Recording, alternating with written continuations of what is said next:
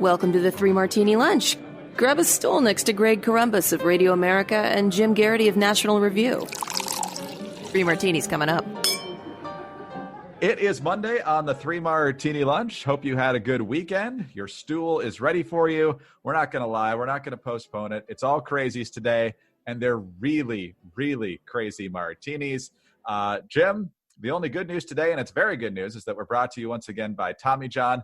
With Father's Day coming up, you can get 25% off site-wide and deliver right to your dad's door, TommyJohn.com/martini. Jim, we've been doing this a long time, so I don't want to use too much hyperbole here, but I think our original lineup of possible topics today could be the most depressing thing I've ever seen in the entire time we've done this podcast. Is that blowing out of proportion, or is there a pretty strong case for it today? It's certainly in the ballpark, probably top 5 at minimum. It's the sort where you're like, well, I'm glad my underwear is comfortable because that's all that's going right for me today. So all crazies. So let's begin with defunding the police. We talked about this in our Crazy Martini on Friday, and that's what Jeremiah Ellison, the son of Keith Ellison, who's on the city council in Minneapolis, as well as the city council leader, her name is Lisa Bender, saying it's time to dismantle the police. And she even said in the story that we quoted, we're going to undergo a whole thing here. We're not gluing this back together. And, as this plays out, if you get your garage broken into, you might just need to deal with that. She's not backing away from that. Jacob Frey was booed by Black Lives Matter over the weekend for trying to be as woke as possible, but not fully committing to dismantling the police department. So I'm sure he'll be trying to grovel at some point again soon. But Lisa Bender was on CNN today with Allison Camerata. And Allison Camerata asking the question that just about everybody would think here. So what do you do if you need the police and you don't have police? Here's how that exchange went. Do you understand that the word dismantle or police-free also makes some people nervous? For instance, what if in the middle of the night my home is broken into? Who do I call? Yes, I hear that loud and clear from a lot of my neighbors. And I know, and myself too, and I know that comes from a place of privilege, because for those of us for whom the system is working, I think we need to step back and imagine what it would feel like to already live in that reality where calling the police may mean more harm is done. So, Jim, the idea that some people don't have a good experience with police, so everyone should be suffering, I'm not sure that's a winner. But what do you make of Lisa Bender and others on this council who now claim to have a veto-proof majority for this push are headed in this direction? It's bad when your city council president named Bender is actually more anti-humanity than Bender, the character on the Futurama animated series. He was a killer robot who had no compassion or care for anybody else. And even he would be better than city council president Bender. So we talked a bit about this on Friday, and there was this sense of like, okay, of course, the son of the attorney general is going to have some kooky ideas. He's angry at dad, okay, fine. We keep waiting for responsible, Democrats in elected office who take an oath to preserve, protect, and defend the Constitution, to take an oath to serve their cities, to say, okay, this is going a little too far. We need a police in some form, and for them to insist that, what we really mean is reform the police. You're seeing a little bit of this. It's worth noting that the mayor of, Mayor Frey said he would, was at some rally and was asked if he would agree with abolishing the police. And this was a bridge too far for him. And he said no, and the crowd instantly started jeering him in his T-shirt and jeans. Jacob, go home. Yep. Yeah, so we've got, one or two here and there. By and large, there's very little indication that the Democratic Party and its elected officials don't want to do this. At this point, 9 members of the city council have said they support this idea. Now, I suspect, Greg, at some point in the not-too-distant future, you will see either national Democratic officials or maybe once the rubber hits the road and actually comes time to enact a legislation that would, I guess, effectively abolish the Minneapolis Police Department and all that stuff. Just all of a sudden, you're going to start saying, when we said abolish the police, you silly conservatives, we didn't really mean abolish the police. And I know, Greg, this is the third time in less than a year where we have seen progressive activists make a sweeping argument, a slogan that's easy to remember. It seems, to have really there are no asterisks, there are no, caveats. Believe all women and abolish ICE. And within a short time, you had Democratic officials jumping in and saying, well, we don't really mean abolish immigrations and customs enforcement. Or we didn't really mean believe all women. There was no caveats when they first made these, but all of a sudden it becomes inconvenient and they do it. This is apparently called a Mott and Bailey argument. The idea of you make a sweeping statement, and then when you get challenged, you retreat back to more protected and more justifiable assertions. My suspicion is that a good portion of these folks are gonna flinch. But I got to tell you, listening to that statement to Alison Camerata on CNN, Bender spoke for a minute and 17 seconds. At any point in there, she could have said, of course someone will respond when you call the police in the middle of the night because you think someone's breaking in. Greg, she didn't. No, not at all. I don't think she forgot. I don't think this was, if something was so self-evident that it didn't need to be said, she certainly didn't say it. It's ridiculous. And CNN is giving a platform to people who are going to the just nutty extreme. Late last week, they had a guy named Tim Wise on there, based out of Nashville, hosts a liberal podcast, who basically said he doesn't want white kids to feel safe in their childhood anymore because not all black kids feel safe in their childhood. So therefore, they don't deserve a safe childhood. And Jim, maybe I'm just old-fashioned, but I think all kids deserve a safe, idyllic childhood. And maybe we should work towards making sure that that happens in black communities and all communities instead of trying to make sure that nobody gets it. Yeah. By the way, for any listeners at home, those are also other children who don't deserve a happy childhood coming into my office. I'll deal with you later. I'm glad this guy's finally found the real villain in the story. Exactly. Happy kids. Lastly, Jim, when do the adults actually show up here? Is it going to be Biden when the polls go nuts on these suggestions in city after city? And if it's not dismantling, it's radically defunding like LA is trying to do and de Blasio's tinkering with now. I mean, there's some ideas out there on the right, like ending qualified immunity, reforming police unions. I know some of the more libertarian folks say it's time to end the drug war because that has the cops in contacts with folks in the black community a lot more than they otherwise would. No-knock warrants, get rid of those, and a number of other things. I've seen that there's some movement towards legislation from Capitol Hill Democrats that would ban most chokeholds and also go after no-knock warrants and that sort of thing. So maybe we're getting somewhere, but they're not the ones getting the oxygen right now. It's the lunatics. No, and it's worth noting, Greg, that at some point you will see some Democrats say, let's see if these law and order Republicans are willing to end police unions.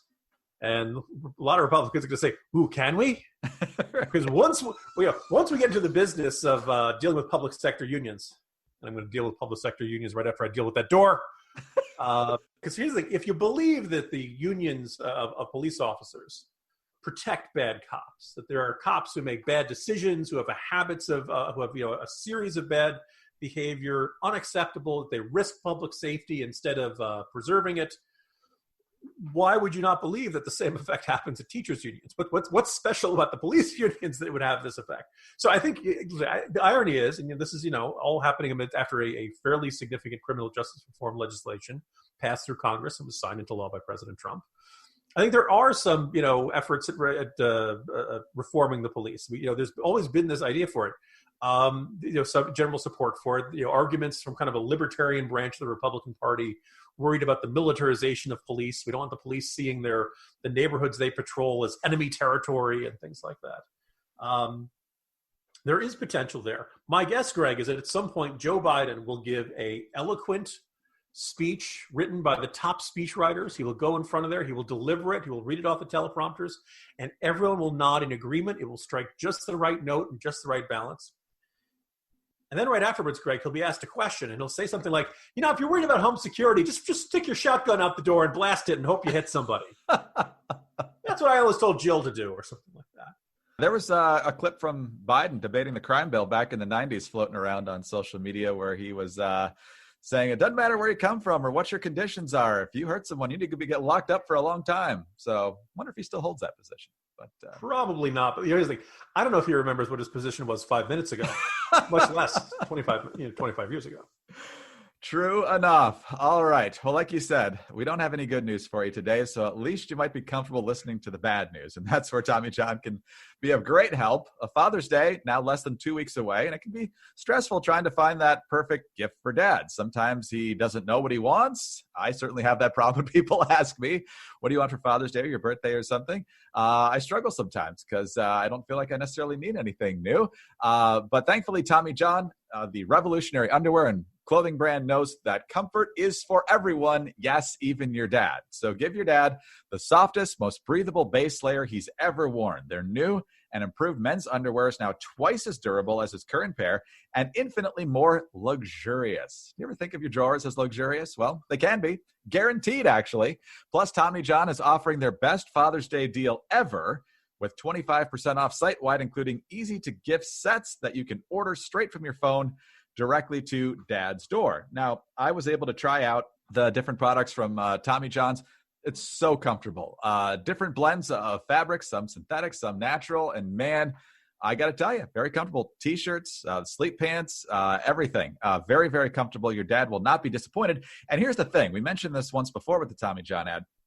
You know, it can be a little awkward giving your dad underwear, or you might think it would be. First of all, I think if you do get it, he will appreciate it. But secondly, they do have many other things. Like I said, they have the T-shirts, they have lounge pants, they've got polos, lots of different things. So your options are plentiful when it comes to shopping for your dad at Tommy John. Treat dad to a few pairs of Tommy John underwear in the softest, most breathable fabrics he's ever worn. All of Tommy John's layers are built for next-level comfort. Whether you're on the hunt for lounge pants, lazy day joggers, or the softest Zoom-ready tees and polos you or your father have ever worn, Tommy John has you covered. Now, you got to remember to get your order in before June 17th to ensure that your gift arrives before Father's Day. Tommy John is so confident in their underwear that if you don't love your first pair, you can get a full refund with their appropriately named Best Pair You'll Ever Wear or It's Free guarantee. Tommy John. No adjustment needed. Tommy John has the perfect gift for all the dads in your life, and you can deliver comfort to dad's door with 25% off site-wide at TommyJohn.com/martini. That's TommyJohn.com/martini for 25% off site-wide. And you can see that site, TommyJohn.com/martini, for more details. All right, Jim, one of the most amazing things that's happened in response to the mass protests since the death of George Floyd is how quickly everybody's gotten on the same narrative page. Your colleague and sometimes guest host Alexander DeSanctis had a column over the weekend saying the speech codes have changed now to the point where you can't stay silent because then you're complicit with racism, but you can't just say what you think. You have to actually parrot what the liberal talking points are.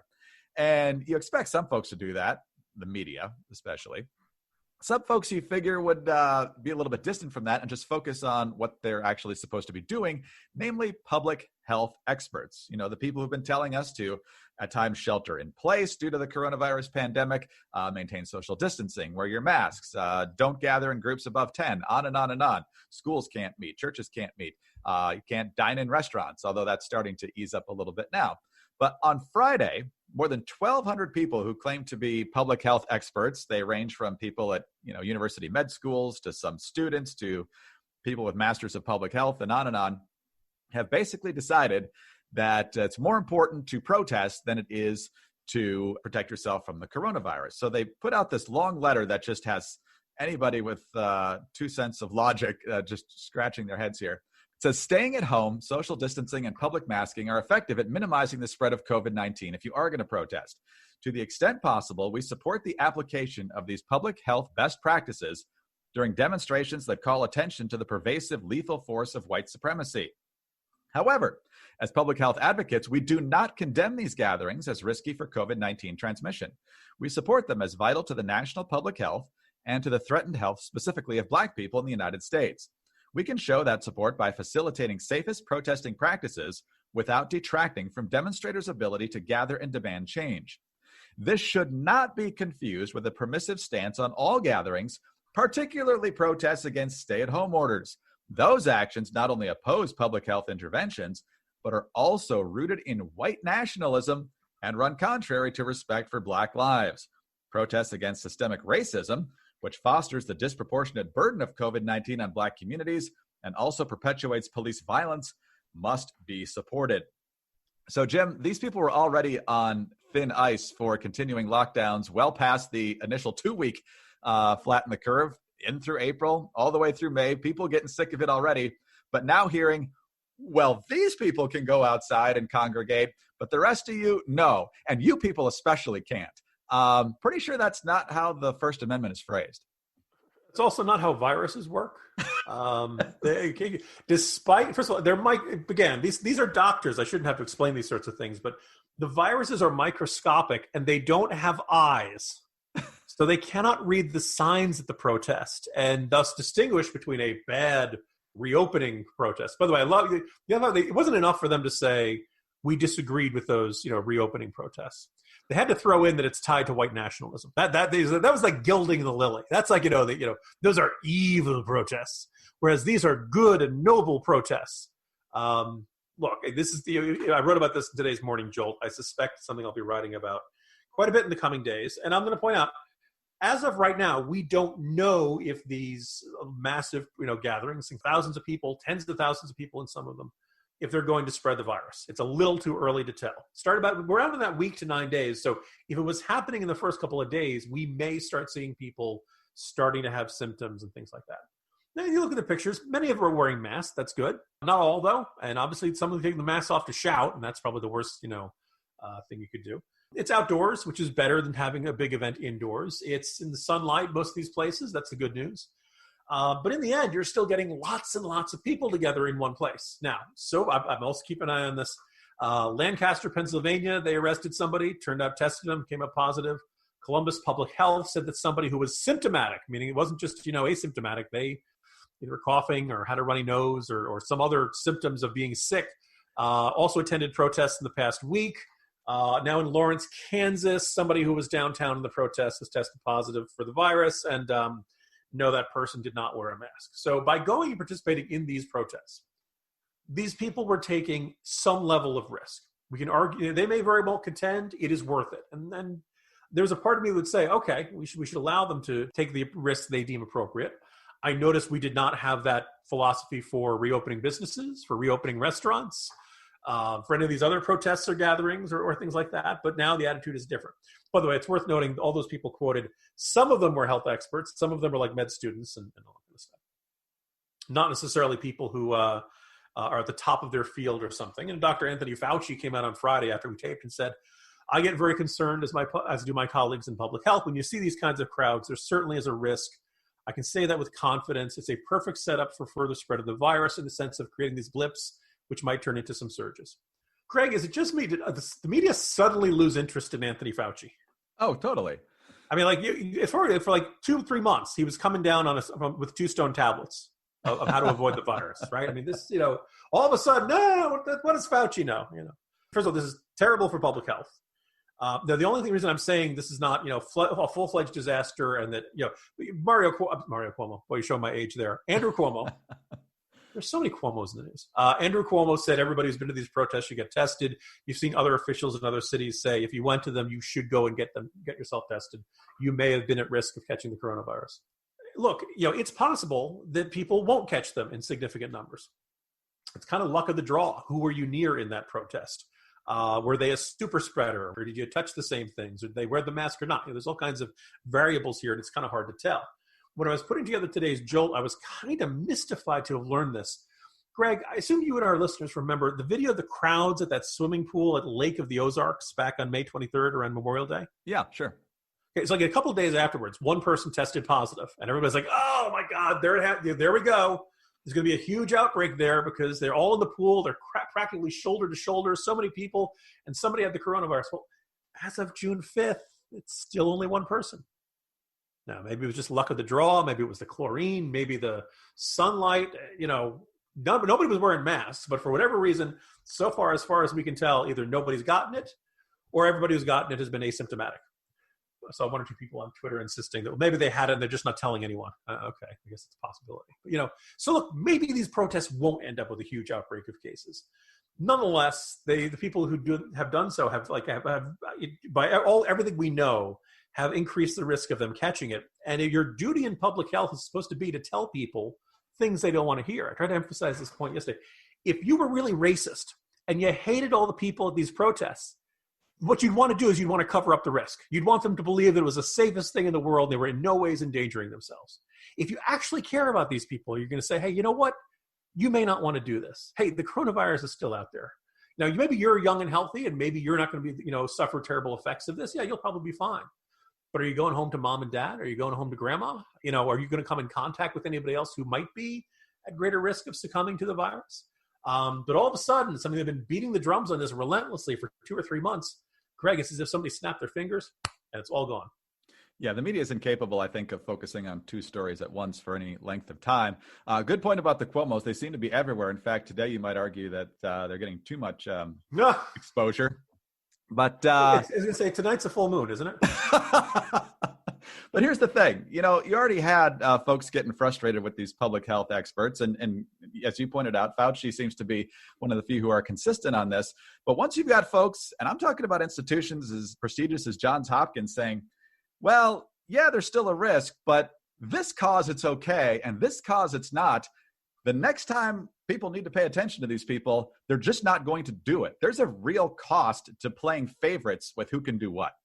I completely agree. That it's one of those things where if you are a leader, if you are not willing to be honest with people in one situation, people will assume you're not being honest with people in other situations. Now, the other thing, you might argue they're in a darned if they do, darned if they don't situation, because if we don't have a huge outbreak, people will say, well, okay, I guess there wasn't much of a risk. We didn't need these lockdowns at all in the first place. And there are a decent number of our listeners and my readers who believe strongly that we didn't need any of them. I'm not sure that's necessarily the case. Having said that, if there are a huge outbreak, then people, I'm sure there are some people who say, why didn't you warn us? And they'll have good complaints because a whole bunch of health experts suddenly got very quiet about the potential risk of these folks. I suspect in part because they didn't want to tell the protesters something they didn't want to hear. Okay, on to our third crazy martini now, and it's part 3 of our look at the New York Times opinion section, because last week, of course, the New York Times published an op-ed from Arkansas Senator Tom Cotton, who said you need to bring in the military and have a big show of force to make sure that the people who are protesting don't keep rioting, because that was obviously a major problem in many cities. And since the National Guard came into cities, including Washington, D.C., the violence has considerably lessened. But the revolt among lower-level staffers in the opinion section and elsewhere at the newspaper led to a groveling apology from the New York Times late last week. And now the opinion editor himself is gone. James Bennett has resigned. He is replaced by Katie Kingsbury. And in the story explaining this news, Katie Kingsbury is quoted as telling her staff, anyone who sees any piece of opinion journalism, headlines, social posts, photos, you name it, that gives you the slightest pause, please call or text me immediately. And Jim, Andrew Sullivan is a columnist that you can ardently agree with depending on the topic or ardently disagree with on the topic. This time I think he's spot on when he says, we're all living on campus now. This mentality that I don't have to be near any opinion has taken over the New York Times. Amazing. Yeah, for a long time, you'd hear about campus craziness and people needing, safe zones, and you're only allowed to express your opinion in this designated free speech zone in the corner on campus, and people who needed their emotional support animals because they heard an opinion that they disagreed with or something. Like, well, boy, these kids, when they get into the real world, they're going to have a real rude awakening. No, they didn't, or at least not at the New York Times, and certainly not within certain institutions in America. They made the organization change to play by their rules. And I think it's kind of been striking to see this happen. I don't think it's happening at every institution in America. I think if you are, for example, a member of the military and you go into the U.S. Marine Corps expecting them to adjust to your standards of what is appropriate behavior, your drill sergeant will probably set you straight. If police forces, right, may probably, we get interesting debate about the medical profession in light of our previous martini. But by and large, if you believe that, I'm not going to, ultimately your decisions have to be based on the patient, and you can't do it based on, how you feel about something. Now, the other kind of intriguing aspect of this is that James Bennett, like people don't necessarily know the faces behind the names. He doesn't do a lot of TV. He's not a common pundit. So there's, people may not have a real familiar sense of him. People probably know he's the younger brother of Democratic Senator Michael Bennet, which, by the way, Doesn't it seem silly that the op-ed page couldn't say very much about Michael Bennet during the entire? For listeners, Michael Bennet is a Democratic senator from Colorado who ran for president. You may have forgotten that. It wasn't very noticed when it happened. But, because of the familial relation, the New York Times generally didn't pay much attention to him one way or the other, much like the rest of America. But anyway, so Bennet, started out at the New Republic, Washington. He went to the Washington Monthly, went to work for the New York Times for a long time. This is a liberal in good standing, right? I think that what I found yesterday, I posted in the corner, is really interesting, is that he was the guy who was a Jerusalem or the Middle Eastern correspondent, and he kind of set the limit of when the term terrorist and terrorism should be used to describe when Palestinians attacked Israel. And it basically depended on which side of the line you're on. If it was inside the definition, the territorial boundaries of Israel that Bennett agreed with, then the action was terrorism. If it was not terrorism, he would not describe. If it was outside those lines, he would not describe it as terrorism. Even if it was like going into a 5-year-old girl's bedroom and killing her, not terrorism. And on everything else, he'd go down the line. This is a down the line liberal progressive. But because he agreed to run this Tom Cotton one, and because he's hired Bret Stephens and Barry Weiss and a whole bunch of other columnists who are not to the liking of the progressive hard left cadres of young people at the New York Times, he's got to go. He had to fall on his sword. And it's just kind of interesting. The beast always, you can never be woke enough, as Mayor Frey learned. You can never be that. If you disagree with the mob on anything, they will then turn on you. And it's kind of fascinating how much the quote unquote establishment left. And again, the establishment left of James Bennet was pretty darn lefty. That they have to relearn this lesson over and over and over again. That when you try to start placating the mob by making small sacrifices, sooner or later they're never satisfied and they always want more, and you end up having to have an abject surrender. You kind of wonder if James Bennet wondered if he should have just stood up to these people from the beginning. Yeah, a little late now. He'll land somewhere, but Jim, the Atlantic. I'm not sure virtual martinis cut it today, but we'll officially call it there for today. We'll see you tomorrow. See you tomorrow, Greg. Jim Garrity, National Review. I'm Greg Corombos, Radio America. Thanks for being with us today. Don't forget, Tommy John, Father's Day again, less than 2 weeks away. They've got the perfect gifts for dad. 25% off site-wide, TommyJohn.com/martini. Please subscribe to the Three Martini Lunch. Leave us a kind review with 5 stars, please. And most of all, join us again on Tuesday. Your barstool will be waiting on the Three Martini Lunch.